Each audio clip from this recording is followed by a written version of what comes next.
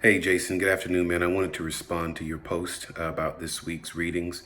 My name's Mattman, and I'm your fellow classmate, one of the only males in the class.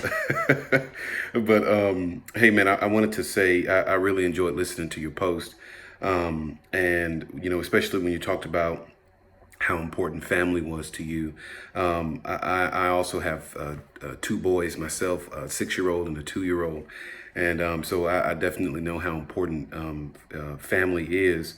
My wife and I do our best to spend that time together to, strengthen each other. And no doubt, I know that that's going to be important as I move into my profession.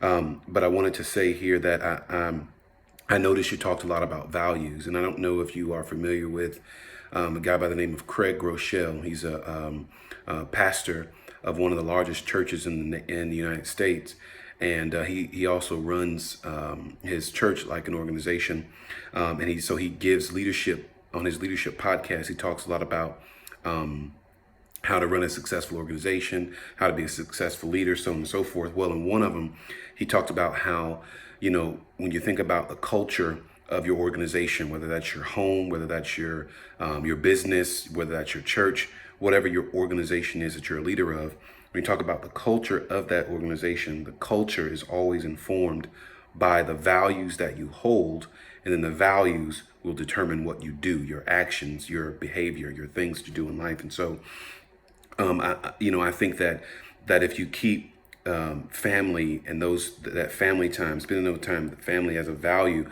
as you progress into professional identity, your professional identity, I think you'll find and be well suited to be able to handle the stress that comes with the counseling profession, as we've seen during this week and what we'll see in the coming weeks. Because one of the three factors that was noted by the Hunter article, which you'll read here in this next week, and I'll put it in the bottom of the post, is that one of the factors of self-harm is loneliness. That's actually the first one, and then it leads down a trail of unproductive and unhealthy behavior. So, keeping that connection to your family is definitely important.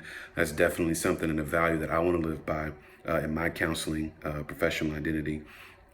And then, I wanted to say too, have you thought about starting now, recognizing the social injustices in your community? Because I know you mentioned that you didn't know really what type of social injustices will present themselves in your client's community. So, I thought, hey, why not start now to see in your own community what type of social injustices exist. So, but anyway, man, I enjoyed the video, and I do wish you the best of luck here over the next few weeks as we round up the first course in our curriculum. Have a great night.